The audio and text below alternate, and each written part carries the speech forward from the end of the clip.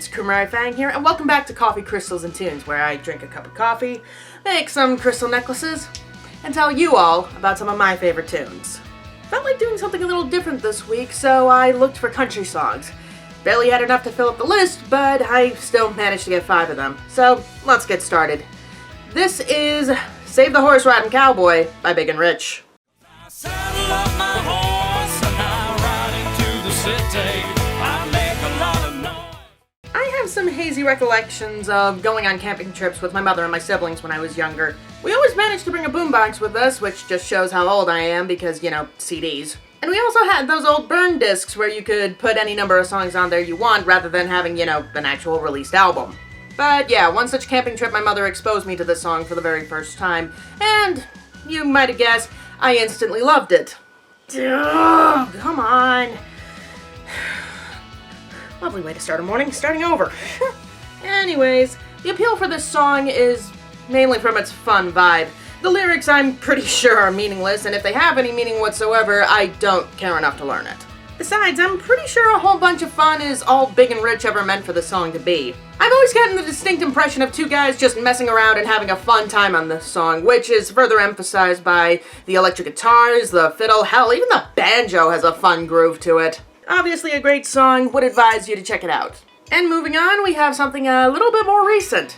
This is Even Though I'm Leaving by Luke Combs. Just 'cause I'm leaving, it don't mean it. I won't be right by your side. So, you pups know those songs that when they first come out, you don't really care for them, but over a period of time, you actually find yourself really loving them? Yeah, that's this song. Now, I can blame part of that on me not being a huge country fan in general, but I seriously don't get how I couldn't see the masterfulness that was this song. I've heard the scenario of parents interacting with their children, or children telling stories about their parents, but very rarely does it enter the father-son dynamic. Certainly haven't heard it in a way that tugs on the heartstrings the way this song does. The verses take place in 3 separate circumstances during the narrator's life. First, while he's a kid and he's afraid of the monster outside. The second, when he's about to go off to war for Uncle Sam. And the third, when his dad is on his deathbed. In each scenario, the son is scared and he doesn't want to be alone. He doesn't want his dad to go, or he doesn't want his dad to be away from him. But in each scenario, his dad looks at him and says, hey, even though I'm not there, I'm there in spirit. And the way the song portrays it makes it feel very heartfelt and comforting, and in a weird way at the end of the song, a little sad. Don't know why I didn't like this all that much last year, because it deserves all the success it got. And going back to my childhood for a little bit, we have What's In It For Me by Faith Hill. Got me up and down and in between, acting nice and being real. So for any of you who don't know, Faith Hill was a country singer from the 90s and 2000s, and admittedly a rather bland and personality-less one, trying to catch the appeal of Shania Twain without much of anything to really make her distinct. Don't get me wrong, there were exceptions to this. I mean, why would I be talking about one of her songs if I didn't think that? Anyways, What's In It For Me is a song where Faith's ex-boyfriend tries to get her back, and she looks back at him and asks him, what's in it for me? What do I get out of going back to what was a loveless relationship? The song doesn't get overly specific, but it really doesn't have to. Because what Faith describes in this guy is really not great. Faith criticizes her ex for being someone who took more than they actually gave. She paints him as excessively needy. So what little details there were feels pretty justified on her part why she would feel pissed off at him. This isn't the usual pop scenario where, oh, my ex broke my heart, he's such an asshole, he's such a bad guy. No. This guy was just a dick. Faith is oversinging a little bit, but the music manages to be a great deal of fun, and I can actually argue that this is country pop for once, unlike, say, Feel the Way You Love Me. It provides a good deal of catharsis, and is probably the closest thing to a middle finger Faith Hill has ever dished out. And speaking of middle fingers, let's talk about a more agreeable and well-loved gem. This is Shania Twain's Man, I Feel Like a Woman. Oh, they're totally crazy, forget I'm a lady, and then short skirts. Some of you who know this song may be a little confused by my middle finger comment about it. especially since this is a song where Shania Twain is basically going out and having fun.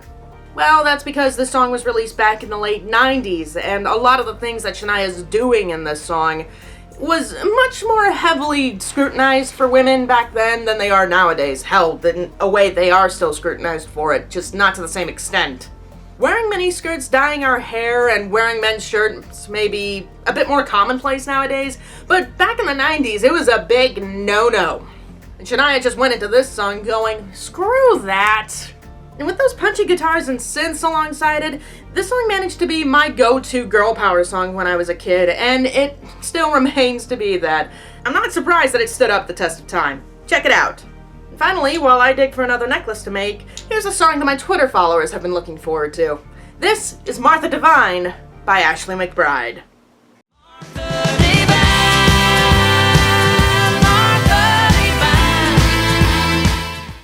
The first thing I thought when I first heard this song was something along the lines of, damn it, why couldn't this have come out in 2021? This would have easily made the release songs list. Anyways, to put it mildly, this song is extremely fun and cathartic. The steel drums, the acoustic, and the electric guitar, it's just an ooh! It's the pretense for a giant can of whoop-ass, and that's precisely what we got. The song has a very unique approach, being narrated by the daughter of an adulterous father. Said father is having an affair with a woman by the name of, you guessed it, Marthavine. And this girl is pissed at her. The girl knows that her dad is cheating on her mom, but her dad threatens her that if she doesn't keep her mom happy, then he's gonna beat her. So rather than taking it out on her dad, she decides to take it out on Martha. The daughter outright says that she's going to kill Martha, and that's not an exaggeration or even a joke.